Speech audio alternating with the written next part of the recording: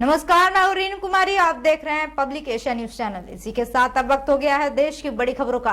पहली खबर की ओर चलते बता दें, आम आदमी पार्टी की नई दिल्ली लोकसभा से उम्मीदवार सोमनाथ भारती अपना नामांकन भरने के लिए मालवीय नगर स्थित अपने घर से पूरे परिवार के साथ कार्यकर्ता व उनके समर्थक एक रोड शो के साथ निकले। सोमनाथ भारती ने सबसे पहले मालवीय नगर के प्रसिद्ध लक्ष्मी नारायण मंदिर में पूरे परिवार के साथ पूजा अर्चना करके भगवान का आशीर्वाद लिया, ताकि अपने आने वाले लोकसभा चुनाव में उनको ज्यादा से ज्यादा वोट मिले। परंपरागत तरीके से लक्ष्मी नारायण मंदिर में सोमनाथ भारती ने अपनी पत्नी और बेटी के साथ पूजा की। इस दौरान चुनाव को लेकर उन्होंने जनता से क्या कहा है, आइए दिखाते हैं आपको हमारे संवाददाता नीरज अवस्थी की इस वीडियो में।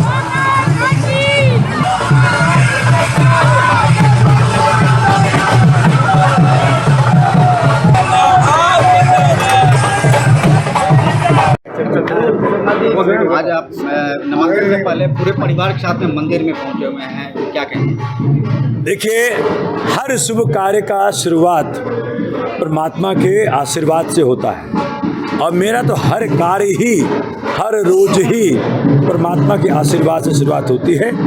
आज वही मैं कर रहा हूँ, क्योंकि जीवन का सबसे महत्वपूर्ण क्षण है।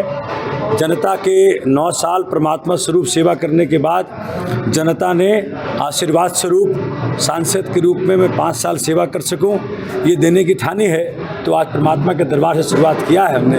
नामांकन भरने जा रहा हूं, पत्नी मेरे साथ है, बच्चे मेरे साथ हैं, माता का आशीर्वाद लेकर के आया हूँ, दीदी का आशीर्वाद लेकर के आया हूँ, क्षेत्र की जनता का आशीर्वाद लेकर के आया हूँ। बहुत शुभ है और मुझे लगता है इस लोकतंत्र को बचाने की कवायद में हम निकले हैं, इस संविधान को बचाने की कवायद में हम निकले हैं। जनता परमात्मा स्वरूप होकर के जरूर आशीर्वाद देगी। आज पूजा के इस्तेमाल भी आपके रोड शो में शामिल हो रही हैं, कितनी भाभी का पूरा आशीर्वाद है और भाभी के जरिए केजरीवाल जी का आशीर्वाद पहुंचा है। बहुत उम्दा है, बहुत शुभ है। मनीष जी का भी आशीर्वाद पहुंचा है। मनीष जी की वाइफ का अभी फोन आया था, आशीर्वाद स्वरूप उन्होंने भेजा है। पार्टी का हर नेता, समाज का हर बड़ा व्यक्ति, हर छोटा व्यक्ति, हर भाई, हर बहन, हर वर्ग का व्यक्ति, हर जाति का व्यक्ति, हर धर्म का व्यक्ति आज आशीर्वाद स्वरूप हर तरफ आशीर्वाद दे रहा है। बहुत शुभ है।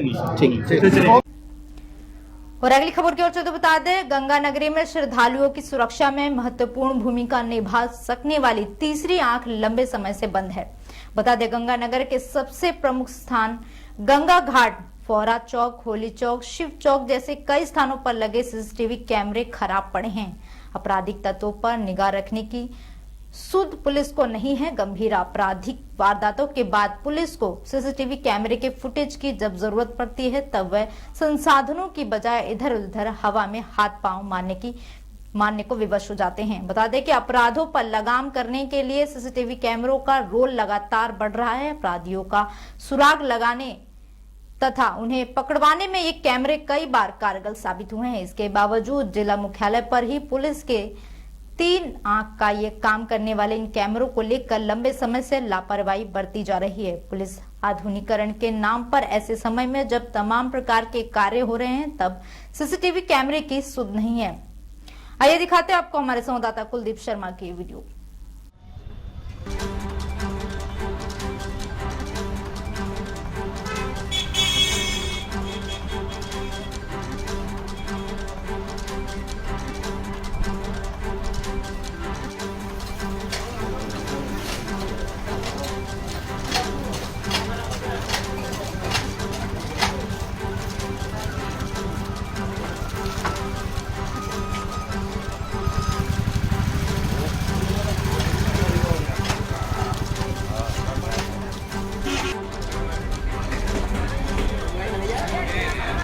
और अगली खबर की ओर चलते बता दें, बीजेपी सांसद अरविंद शर्मा ने रोहतक लोकसभा सीट से अपना नामांकन दाखिल किया है। अपना नामांकन दाखिल करने के बाद कांग्रेस और पूर्व सीएम हुड्डा पर निशाना साधा है। इस दौरान निशाना साधते हुए अरविंद शर्मा ने कहा कि चुनाव की प्रक्रिया में नामांकन किया गया है। नामांकन पर देश के रक्षा मंत्री राजनाथ और सीएम नायब सैनी पहुंचे। रक्षा मंत्री राजनाथ के आने से लोगों में विश्वास पैदा हुआ है। इस दौरान उन्होंने विपक्ष को लेकर क्या कहा है, आइए दिखाते हैं इस वीडियो में।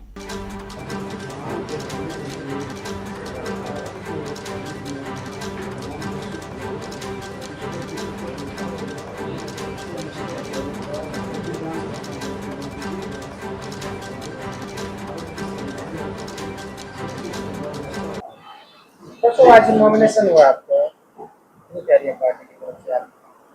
नॉमिनेशन तो ये तो प्रोसेस है भाई। चुनाव में जब चुनाव लड़ते हैं तो नॉमिनेशन की प्रोसेस है, उस प्रोसेस का जो है। लेकिन इस नॉमिनेशन की इस प्रक्रिया में सबसे इम्पोर्टेंट बात ये रही कि हमारे देश के रक्षा मंत्री और पूर्व में भारतीय जनता पार्टी के अध्यक्ष रहे, यूपी के मुख्यमंत्री रहे, बहुत ही मजबूत नेता, और उसके साथ माननीय मुख्यमंत्री नायब सैनी जी, दोनों का आना जो है नॉमिनेशन के प्रोसेस में आना, ये हमारे रोहतक लोकसभा के कार्यकर्ताओं के लिए, रोहतक लोकसभा की जनता में एक विश्वास पैदा करता है। एक विश्वास पैदा करता है कि रोहतक लोकसभा की जनता से भारतीय जनता पार्टी का, हमारे मुख्यमंत्री का, हमारे डिफेंस मिनिस्टर का, तो डिफेंस मिनिस्टर आता है राजनाथ सिंह जी के रूप में, इसका मतलब ये है कि पूरी भारतीय जनता पार्टी का शीर्ष नेतृत्व ही यहाँ आ गया। तो एक विश्वास पैदा किया कि भी लोगों में कि भाई हम आपके साथ हैं, और अपने भाषणों में भी कहा कि बिल्कुल चिंता ना करें, पूरा भारतीय जनता पार्टी का नेतृत्व रोहतक लोकसभा के साथ है। जीत को लेकर कितने आश्वस्त है? देखो, हमने तो कभी घमंड किया नहीं। ये करते थे बोला भाई हमारा गढ़ है, हमारा गढ़ है। 2019 में लोग बाग जो है इनके गढ़ गढ़ सुन करके, इनकी अफवाहें, इनके दुष्प्रचार, इनकी झूठ सुन करके लोग बाग, आपको पता ही है क्या माहौल बनता था। अब गढ़ जो है, गढ़ जनता का होता है, गढ़ छत्तीस बिरादरी का है, और पिछली बार जनता ने, छत्तीस बिरादरी ने गढ़ तोड़ा। और हमारे को तो विश्वास क्या, हमारे को मोदी जी के कामों पर विश्वास है। जो मोदी जी ने काम किए हर एक कैटेगरी के लिए, मोदी जी ने जो काम किए हैं, और आप देखो अंत उदय आखिरी छोर तक उसको लाभ देना, और एक सबसे बड़ा काम आप देखें, कभी देश सोच भी सकता था कि हम हथियारों में भी एक्सपोर्ट करेंगे। माननीय रक्षा मंत्री जी के सामने मैंने कहा कि कभी देश सोच सकता था कि इंडिया हथियारों में दूसरे देशों का हथियार भेजेगा। जापान, जर्मनी, आपका फ्रांस, यूएसए, आपका रशिया, इजराइल, ऐसे ऐसे देश हुआ करते थे हथियार बेचने में। और अब पहली दफा देश ने मिसाइल एक्सपोर्ट की। इन कामों को लोग, जनता देखती नहीं। इतने बड़े बड़े काम हो रहे, देश का सम्मान विदेशों में भी बढ़ रहा है, जबरदस्त तरीके से बढ़ रहा है। तो मैं कहता हूं जनता ये देखती है, और मोदी जी जिस तरह से 2019 से 24 तक धारा 370, 35 से 3 तलाक, करतारपुर कॉरिडोर, राम मंदिर, महिला आरक्षण, और अब संकल्प पत्र में एक देश एक कानून। वही भूपेंद्र सिंह हुड्डा कहते हैं जिस तरह के दो चरणों में मतदान हुआ, साउथ में हाफ, नॉर्थ में हाफ। आप भी तो भूपेंद्र हुड्डा ही बोलते हो, हैं? भूपेंद्र हुड्डा कहता है आपने जज की, आपको मेरे नहीं जची, मैं नहीं पूछता ऐसी बातें। झूठ बोलते हैं, अफवाह फैलाते हैं, दुष्प्रचार करते हैं। जब वो डब्बे खुलेंगे ना, जो मशीन खुलेगी, तब पता लगेगा कि अब की बार 400 पार। उसकी बात तो मत आया करो। मैं तो बता दिया, तो ये कब पता लगेगा? जब मशीन खुलेगी तभी पता लगेगा। जब वो मशीन खुलेंगी तब पता लगेगा। अब की बार 400 पार नहीं, 400 पार से भी ऊपर जा सकता है। लेकिन ये भी कह रहे हैं कि जिस तरह से मुद्दों पर बात नहीं कर रहा था लोग, सिर्फ मोदी के नाम पर वोट मांग रहे हैं। मोदी को तो हम तो वो अपने राहुल गांधी के नाम पे मांग ले, हम कदम नाते हैं। हम मोदी के नाम पे वोट मांगते हैं। हमारा नेता है, हमारे नेता ने देश के लिए काम किए हैं, हमारे नेता ने देश का मान सम्मान बढ़ाया है। चुनाव पार्लियामेंट का चुनाव है, लोकसभा का चुनाव है, प्रधानमंत्री चुनने का चुनाव है। तो हम मोदी के नाम पे वोट मांग रहे हैं तो राहुल गांधी के नाम पे मांग ले, या जिसको नेता मानते हो। हमें तो पता नहीं किसको नेता मानते हैं, उनसे पूछ भी लियो। जैसे आप मेरे से पूछ रहे हो, उनसे पूछ रहे हो। नहीं जी, आपने तो बता दो नेता किसने मानो हो। आप चुनाव प्रधानमंत्री का लड़ रहे हो, क्या का लड़ रहे हो? ये तो लोकसभा का चुनाव तो प्रधानमंत्री चुनने का चुनाव है। वो तो कहते हैं दिल्ली के रास्ता चंडीगढ़ तक जाता है। ये आपने स्वाद से आ गया दिल्ली चंडीगढ़ का रास्ता दिल्ली होकर जाता है, वो ये कहते हैं। अब मैं उनकी क्या बातें बताऊं। अब तक जितनी बार भी उन्होंने चुनाव लड़े हैं, अब वो लोगों की पकड़ाई में आ गए। उनके रास्ते कमेंट नहीं करता मैं, उनके रास्ते ना तो दिल्ली जाएंगे, ना उनके रास्ते चंडीगढ़ जाएंगे। उनके रास्ते घूम फिर करके यहीं रहेंगे। और उनके दिल्ली चंडीगढ़ भी छोड़ दो, अब की बार तो उनका रास्ता कलोई भी नहीं जाएगा। बस हो गया, ठीक है। और अगली खबर की ओर चलते बता दें, आगरा पुलिस के लास्ट एंड फाउंड सेल लोगों के गुम हुए, चोरी हुए मोबाइलों को खोज कर वापस करने का काम करती है। कमिश्नरेट आगरा पुलिस ने 2 महीने की कड़ी मेहनत के बाद city service lance zone team ने मोबाइल बरामद किए हैं। डीसीपी सिटी सूरज राय ने बताया कि पुलिस ने चोरी और गुम हुए लगभग 200 मोबाइलें बरामद किया है और मोबाइल स्वामियों को हैंडओवर कर दिया है। पुलिस ने इन फोनों की कीमत बाजार में लगभग 40 लाख रुपए बताई है। आइए दिखाते हैं आपको हमारे संवाददाता अजय यादव की रिपोर्ट।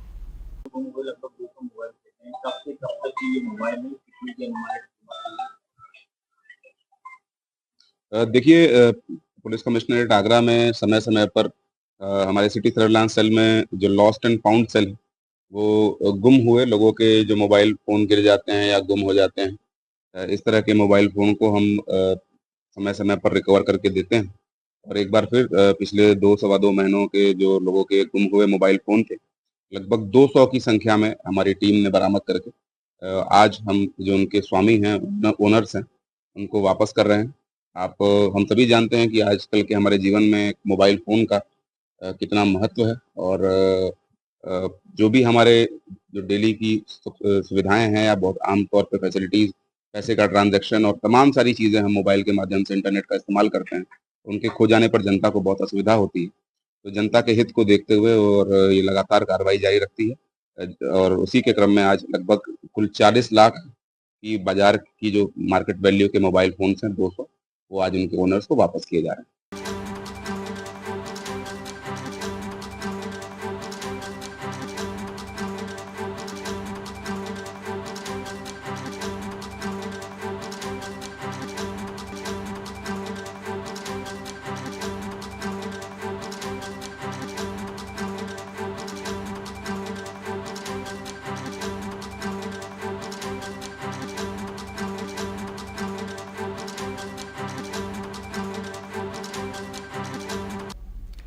और आखिरी खबर की ओर चलते बता दें, कांग्रेस ने चांदनी चौक लोकसभा सीट से जयप्रकाश अग्रवाल को प्रत्याशी बनाया है। इससे चांदनी चौक का रण दिलचस्प हो गया है। जयप्रकाश अग्रवाल का चांदनी चौक सीट से 40 वर्ष पुराना नाता है। उन्होंने साल 1984 में लोकसभा चुनाव में पहली बार चांदनी चौक से ही जीत दर्ज की थी। बता दें, वहीं बीजेपी ने इस बार प्रवीण खंडेलवाल पर भरोसा जताया है। अब इस पर दिल्ली भाजपा प्रवक्ता ने कांग्रेस प्रत्याशी को लेकर तंज कसते हुए कहा कि जयप्रकाश अग्रवाल 1952 से 2024 के बीच दिल्ली के पहले ऐसे प्रत्याशी बने जो अपनी नामांकन यात्रा अपने क्षेत्र से भी नहीं निकाल पाए हैं। चुनाव में भाजपा की जीत का दावा करते हुए आगे क्या कहा है, आइए दिखाते हैं इस वीडियो में।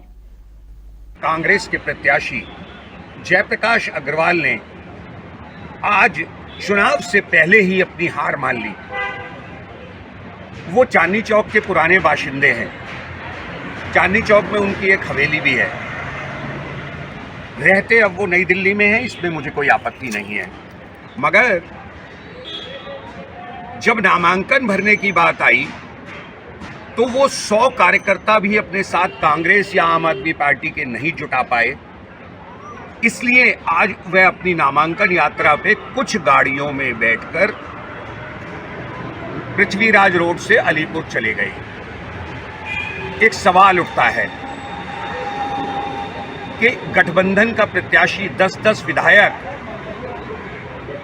और 100 आदमियों के साथ नामांकन यात्रा, और वो भी क्षेत्र में जाए बिना, सीधा और स्पष्ट है कि आम आदमी पार्टी के विधायक ना उन्हें चुनावी समर्थन दे रहे हैं, ना आर्थिक समर्थन दे रहे हैं, इसलिए वो चुनाव लड़ने में बहुत परेशान हैं।